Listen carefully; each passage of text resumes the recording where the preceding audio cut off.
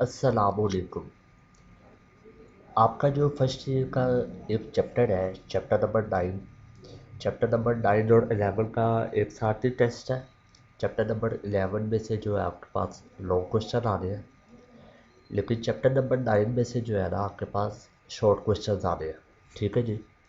और वो short questions के जो है मैंने आपको नोट्स सेंड कर दिए हुए हैं, लेकिन कुछ उन नोट्स में जो है ना शॉर्ट क्वेश्चंस हैं उनको मैं डिस्कस करना चाहता हूँ। ये चैप्टर से ही मैं डिस्कस करूँगा। ठीक है जी। Chapter number 9 is about solution. ठीक है जी। सोल्यूशन आपको पता है कैसे बनता है। दो कंपोनेंट, दो या दो मोर देन वन कंपोनेंट जब आपस में मिक्स होते हैं तो आपके पास क्या बनता है, सोल्यूशन। तो आपके पास जिस कंपोनेंट की मिकदार कम होती है उसको हम कहते हैं सॉल्यूट, और जिस कंपोनेंट की मिकदार ज़्यादा होती है उसको हम कहते हैं सॉल्वेंट। सॉल्यूट और सॉल्वेंट के मिलने से आपके पास क्या बनता है, सोल्यूशन बनता है। ठीक है जी। तो यहाँ पे ये कॉन्सेप्ट ऑफ अ सोल्यूशन लिखा हुआ है, वो आपने पढ़ लेना है कि सोल्यूशन कैसे बनता है। जैसे यहाँ पे इन्होंने मिसाल दी हुई है कि वाटर के बीच में NaCl को ऐड करो तो वो आपके पास सोल्यूशन बन गया। वाटर की मिकदार ज़्यादा होती है तो वो आपके पास होता है सॉल्वेंट, और जो NaCl है उसकी मिकदार कम होती है तो वो आपके पास होता है सॉल्यूट। तो आपके पास एक होमोजीनियस मिक्सचर बन जाता है, उस होमोजीनियस मिक्सचर को हम कहते होते हैं सॉल्यूशन। तो ये सारा कुछ जो है ना यहाँ पे ये लिखा हुआ है। ठीक है जी। मैंने आपको कंसंट्रेशन यूनिट्स ऑफ सॉल्यूशन के बारे में ज़रा बताना थोड़ा सा, कि अगर आप किसी भी सॉल्यूशन की कंसंट्रेशन देखना चाहते हैं ना तो आपने सॉल्यूशन के बीच में सॉल्यूट की मिकदार को देखना है। अगर आपने सॉल्यूशन के बीच में सॉल्यूट की मिकदार को देख लिया तो इसका मतलब है आप सॉल्यूशन की कंसंट्रेशन को देख रहे हैं। ठीक है जी। अब सॉल्वेंट की मिकदार को, वो सॉल्वेंट की कंसंट्रेशन को क्यों नहीं देखना, क्योंकि सॉल्वेंट ऑलरेडी बहुत ज़्यादा है, उसकी कंसंट्रेशन को कोई इतना इफेक्ट नहीं होता जितना सॉल्यूट की कंसंट्रेशन को इफेक्ट होता है। सॉल्यूट की मिकदार कम है तो उसकी कंसंट्रेशन को इफेक्ट होता है।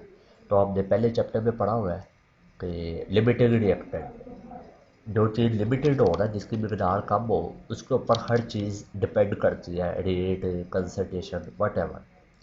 तो अगर आप किसी भी सोल्यूशन की कंसंट्रेशन देखना चाहते हैं तो आपने सोल्यूशन के बीच में सॉल्यूट की मिकदार को देखना है। तो उसके लिए आपके पास काफ़ी यूनिट्स हैं। अगर आप किसी भी सोल्यूशन की कंसंट्रेशन फाइंड आउट करना चाहते हैं तो आपके पास काफ़ी मेथड्स हैं। पहला है परसेंटेज वेट ओवर वेट, यानी सॉल्यूट का वेट डिवाइडेड बाय सॉल्यूशन का weight. Percentage weight over volume, यानी सॉल्यूट का वेट सॉल्यूशन का volume. Percentage volume over weight, यानी सॉल्यूट का वॉल्यूम और सॉल्यूशन का weight. Percentage volume over volume, यानी कि सॉल्यूट का volume divided by total volume, solution का वॉल्यूम, और मल्टीप्लाई बाय 100, क्योंकि हम परसेंटेज कर रहे हैं। ये बातें तो नहीं मैं आपको पढ़ा रहा, क्योंकि ये आपने पढ़ी हुई है। जो बहुत इंपॉर्टेंट चीज़ है वो मैं आपको बताना चाह रहा हूँ, और वो आपके पास है मोलैरिटी। मोलैरिटी भी ऐसा सच आपने पढ़ा ही हुआ है। Molarity is also the concentration unit of a solution. ठीक है जी। अगर आपने जो है सॉल्यूशन की कंसंट्रेशन फाइंड आउट करनी है तो आप मोलैरिटी भी इस्तेमाल कर सकते हैं। मोलैरिटी कैसे किया जाता है, किस तरह से सॉल्यूशन की कंसंट्रेशन फाइंड आउट की जाती है with the help of molarity. Molarity का फॉर्मूला होता है जी, या मोलैरिटी की डेफिनेशन है, it is the number of moles of solute dissolve per decimeter cube of the solution. यानी कि मोलैरिटी में आप क्या करेंगे, number of moles of solute लेंगे और उसको डिवाइड कर देंगे वॉल्यूम ऑफ द सॉल्यूशन, और जो वॉल्यूम है वो किस में होना चाहिए, डेसीमीटर क्यूब में होना चाहिए। ठीक है जी। ये डेसीमीटर क्यूब में है। अब ये नीचे फार्मूला भी उन्होंने दिया हुआ है, ये मोलैरिटी का फार्मूला है, number of moles of solute divided by volume of solution in decimetre cube. Number of moles of solute, number of moles कैसे फाइंड आउट की जाते हैं जो आपने पहले चैप्टर में सीख लिया है, mass of solute divided by molar mass of solute. तो ये फार्मूला भी आपके पास मोलैरिटी का ही फार्मूला है। ठीक है जी। तो ये चीज़ आपने याद रखनी है कि ये मोलैरिटी फाइंड आउट करने के लिए आपको number of moles of solute divided by volume of solution, और जो वॉल्यूम है वो डेसीमीटर क्यूब में होगा। उसके बाद आपके पास है मोलैलिटी। मोलैलिटी ज़रा आपके पास एक नई चीज़ है। ठीक है जी। मोलैलिटी कैसे फाइंड आउट की जाती है, आपने क्या करना है, number of moles of solute divided by mass of solvent लेना है, और जो मास है वो केजी में होना चाहिए, मास ऑफ सॉल्वेंट। ठीक है जी। तो ये चीज़ आपने याद रखनी है। अच्छा, अब जहाँ पे ना बड़ा एक इम्पोर्टेंट पॉइंट है, वो इम्पोर्टेंट पॉइंट क्या है वो देखिएगा ज़रा। वो इम्पोर्टेंट पॉइंट ये है कि ये आपके पास मोलैलिटी है, ठीक है, जिसको स्मॉल एम से रिप्रेजेंट किया जाता है, और ऊपर आपके पास जो था वो मोलैलिटी था। ठीक है जी, ये आपके पास मोलैलिटी है जी। सबसे पहली बात ये है कि जो आपका मोलैलिटी है ना वो टेम्परेचर पे डिपेंड करता है। क्यों? क्योंकि मोलैलिटी के फॉर्मूले के भी में वॉल्यूम आ रहा है, तो आपको पता है वॉल्यूम डायरेक्टली प्रोपोर्शनल होता है टेम्परेचर। अगर आपने टेम्परेचर को चेंज किया तो वॉल्यूम चेंज होगा, इसका मतलब आपके मोलैलिटी की वैल्यू भी चेंज होगी। लेकिन अगर मैं मोलैलिटी की बात करूँ, मोलैलिटी के फॉर्मूले में किसी किस्म का कोई वॉल्यूम नहीं आ रहा, ये आपके पास है ना मोलैलिटी। तो आप जहाँ पे टेम्परेचर को चेंज करें मोलैलिटी की वैल्यू चेंज नहीं होगी। पहली बात क्लियर हो गई है कि मोलैलिटी टेम्परेचर डिपेंडेंट क्वांटिटी है, जबकि मोलैलिटी इंडिपेंडेंट ऑफ टेम्परेचर है। ठीक है जी।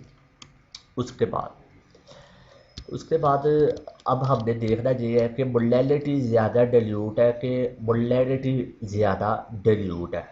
ठीक है जी। तो अगर मैं मोलैलिटी को देखूँ तो यहाँ पे आप लेते हैं वॉल्यूम ऑफ सॉल्यूशन डिवीजन में। ठीक है जी। ऊपर तो नंबर ऑफ मोल्स है, मोलैलिटी में ऊपर नंबर ऑफ मोल्स है, मोलैलिटी में भी ऊपर नंबर ऑफ मोल्स है। मोलैलिटी में नीचे वॉल्यूम ऑफ सॉल्यूशन है, जबकि मोलैलिटी में नीचे मास ऑफ सॉल्वेंट है। तो अब मोलैलिटी में वॉल्यूम ऑफ सॉल्यूशन है, तो सॉल्यूशन में दो चीज़ें आती है, एक सॉल्यूट आता है और एक सॉल्वेंट आता है। तो इसका मतलब है जब डिवीजन में सॉल्यूशन है तो यहाँ पे फिर सॉल्यूट आ गया, और जबकि वहाँ पे मोलैलिटी में डिवीजन में क्या है, मोलैलिटी में डिवीजन में ये है कि मास ऑफ सॉल्वेंट है, जहाँ पे डिवीजन में सॉल्यूट नहीं आया। तो मोलैलिटी में ओवरऑल सॉल्यूट की मिकदार ज़्यादा है एज़ कम्पेयर टू मोलैलिटी, जहाँ पे सॉल्यूट की मिकदार कम है। तो आपको पता है जब सॉल्यूट की मिकदार कम हो तो वो डाइल्यूट होता है, तो मोलैलिटी डाइल्यूट होता है एज़ कम्पेयर टू मोलैलिटी। ये बात आपने बड़े ध्यान से याद रखनी है, ये मैंने फार्मूले से समझाया है। Number of moles of solute ऊपर जहाँ पे भी ऊपर है वहाँ पे भी मौजूद है, लेकिन यहाँ पे डिवाइडेड बाय सॉल्यूट नहीं आया, मोलैलिटी में डिवाइडेड बाय सॉल्यूट आ रहा है, क्योंकि वहाँ पे सॉल्यूशन है ना, वॉल्यूम ऑफ सॉल्यूशन है ना, तो सॉल्यूशन में सॉल्यूट भी आता है और सॉल्वेंट भी आता है। तो यहाँ पे मोलैलिटी में ओवरऑल सॉल्यूट की मिकदार बढ़ गई है, जबकि मोलैलिटी में ओवरऑल सॉल्यूट की मिकदार नहीं बढ़ी, तो मोलैलिटी ज़्यादा डिल्यूट है एज़ कम्पेयर टू मोलैलिटी। ठीक है जी। ये बड़ा एक इंपॉर्टेंट चीज़ है। उसके बाद मोल फ्रैक्शन मैंने आपको बड़ी डिटेल से चैप्टर नंबर 3 में बताया था, जब डाल्टन लॉ पार्शियल प्रेशर किया था वहाँ पे ये मैं आपको बताया था मोल फ्रैक्शन। ठीक है जी। ये आपको आता होगा, it is a unit less quantity, it is always less than one, sum of mole fraction is equal to one, and so on.